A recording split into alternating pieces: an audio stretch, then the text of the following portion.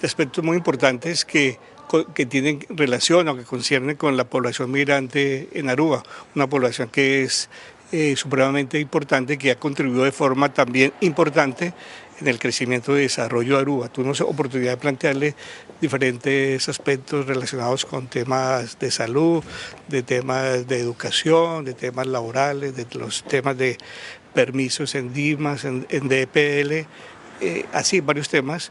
Fueron muy receptivos a los planteamientos que le hicimos, a las recomendaciones y a las solicitudes que les hizo el Cuerpo Consular de Aruba. Igualmente pusimos a disposición de los formadores todo el apoyo y la contribución que podemos dar desde los consulados y desde los países que nosotros representamos para mejorar las condiciones de nuestra población migrante y en general para la población que vive en Aruba. Ustedes, los retos de los cónsules siempre, entre otros, República Dominicana, República de Haití, como también de la República Bolivariana de Venezuela, ¿son comunes los retos que hay entre los cónsules?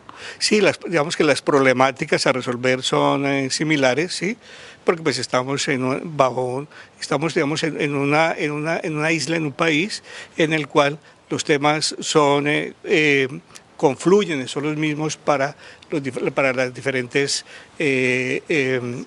nacionalidades que están en Aruba, ¿no? Los temas de salud, los temas de trabajo, los temas de documentos, los temas de educación son comunes para todos nosotros. ¿Hay alguna expectativa para cuáles eventual cambios de la política para los extranjeros que quizás este nuevo gobierno ha delineado, mirando que se necesita más fuerza laboral del exterior, mirando que ya que en Aruba no hay quizás para todos esos hoteles nuevos que están abriendo? Sí, evidentemente en ese sentido tenemos mucha expectativa, porque existe la posibilidad de que población migrante de nuestros países pueda venir a Aruba a contribuir, a continuar contribuyendo en el desarrollo como lo hemos hecho a través de muchos años, ¿sí? Entonces sí tenemos esa expectativa y ellos manifestaron que también tienen esa disposición y están revisando ese aspecto y otros muchos más. Usted habla de los problemas de DIMAS, DPL, es que ahí está la situación actualmente truncada y los connacionales quizás ven este problema que se está rebosando.